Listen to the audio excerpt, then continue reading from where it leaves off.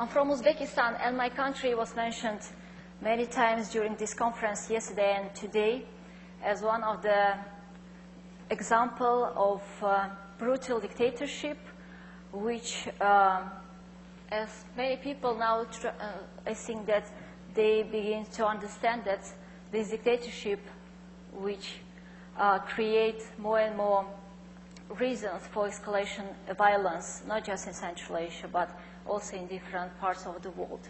And I think that many intellectual people in all over the world, they have to speak about Uzbekistan much more and much deeper to prevent in the future new violences, what is happening at the moment in Central Asia, in Uzbekistan, or also in Iraq. Uzbekistan, it is a country which ruled by dictator Islam Karimov. And over the last 15 years, this man, he took away from us all kinds of freedom. We don't have any freedom like political rights. We don't have any economical rights. We don't have political position. We don't have free press. People, even they cannot have very simple business because all economy in the hands of corrupt government. And we have 1,000 political prisoners. Every year, Uzbek police torture to death a few people in a custody, and any people who critically think they are persecuted, they are followed by authorities of Uzbekistan.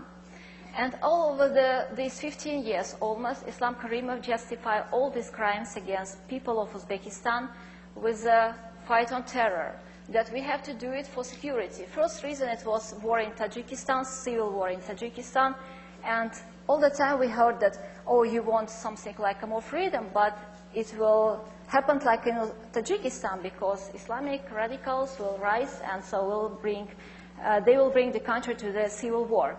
After Tajikistan, it was against threat from Afghanistan, and last 4 years, Uzbek President Islam Karimov, he has a really good supporter in the face of United States of America, who in 2001 got air base in Uzbekistan, and after that, of course, all critics to Uzbekistan about very terrible situation with human rights was reduced. America, I can say they tried to do a lot to improve situation with human rights, and they tried to convince President Karimov that it's not good things to torture people. And it was really, for me, it's like it was amazing to see that Freedom House, it is an American NGO, they tried to have dialogue with Uzbek government and to convince them that it's not good to torture people. And all this dialogue, it was absolutely useless. And finally, when happened Abu Ghraib, that time, of course, America lost any right to even criticize someone for torture. And the situation was continuing like that. And last month, even people in Uzbekistan, they didn't have any support, and it was like a routine things that people disappear in Uzbekistan. They can be put in jail for nothing for 15, 20 years if they have a beard or they look like what police doesn't like, etc. And finally, what was response of Karimov on all this international pressure to improve the human rights situation in Uzbekistan?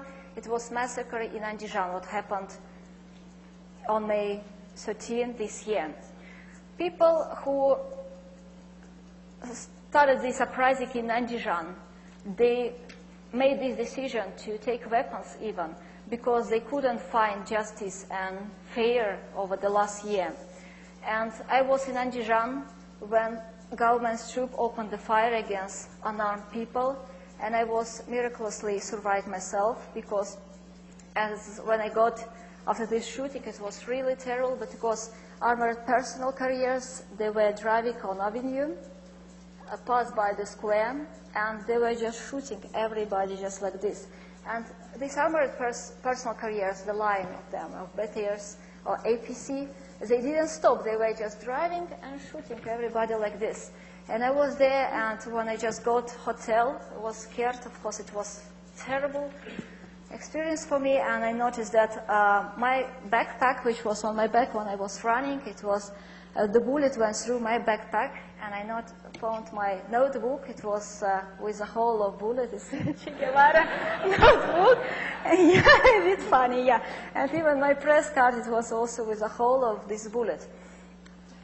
Of course, what was explanation of President Karimov?